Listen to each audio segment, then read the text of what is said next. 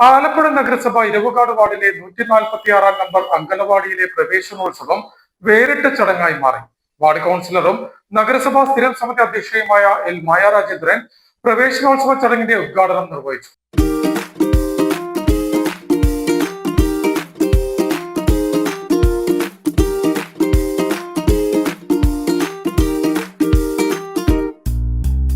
പൂച്ചെണ്ടുകളും പലവിധ മധുരപലഹാരങ്ങളും പഠനോപകരണങ്ങളടക്കം നൽകി വരവേറ്റ കുട്ടിക്കുരുന്നുകളുടെ അംഗനവാടിയിലേക്കുള്ള പ്രവേശനോത്സവം അക്ഷരാർത്ഥത്തിൽ വർണ്ണാഭമായി. ആലപ്പുഴ ഇരവുകാട് വാർഡിലെ 146 നമ്പർ അംഗനവാടിയിലെ പ്രവേശനോത്സവമാണ് ജീവനക്കാരുടെയും അംഗനവാടി മാനേജ്മെന്റ് കമ്മിറ്റിയുടെയും രക്ഷകർത്താക്കളുടെയും ഒറ്റക്കെട്ടായുള്ള പ്രവർത്തനം കൊണ്ട് വേറിട്ട മാതൃക തീർത്തത്.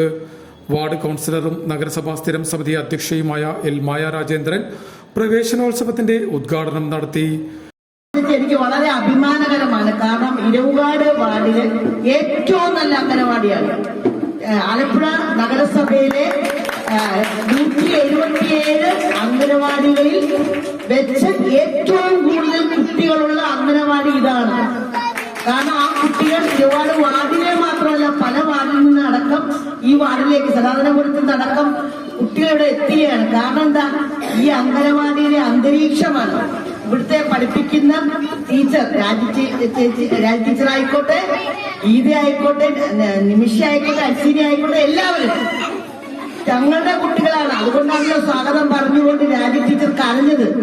ഒരു ടീച്ചർ കരയണമെങ്കിൽ ആ ടീച്ചർക്ക് എത്രമാത്രം ആത്മബന്ധം ഈ സ്കൂൾ ഈ അംഗനവാടിയിലുണ്ട് എന്നുള്ളതാണ്.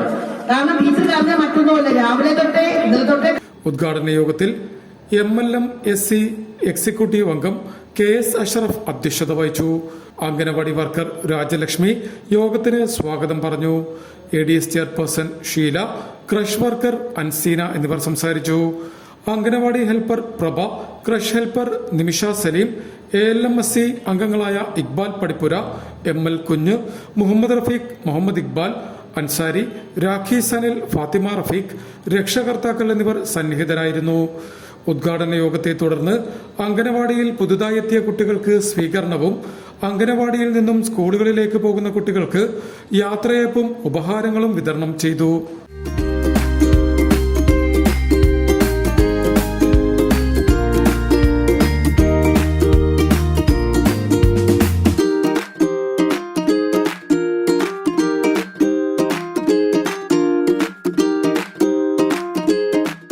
News star news, Alappuzha.